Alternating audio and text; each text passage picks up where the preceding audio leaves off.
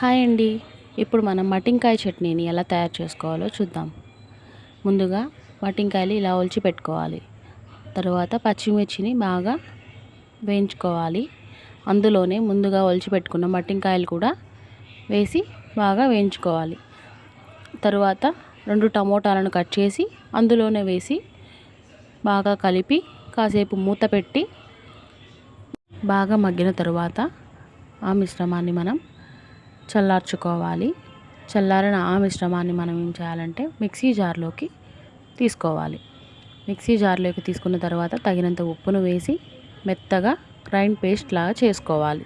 చేసుకున్న ఆ మిశ్రమాన్ని తిరగవాత వేసుకోవడానికి ఎర్రగడ్డ, కరివేపాకు, కొత్తిమీర, సాసోలు వేసి తిరగవాత వేసుకోవాలి. అంతే, ఎంతో రుచికరమైన మటింకాయల చట్నీ రెడీ అయిపోయింది. కానీ చపాతీలకు కానీ చాలా రుచిగా ఉంటుంది. ఈ వీడియో కనుక మీకు నచ్చితే లైక్ చేయండి, షేర్ చేయండి, సబ్స్క్రైబ్ చేయడం మాత్రం మర్చిపోకండి. Thank you for watching.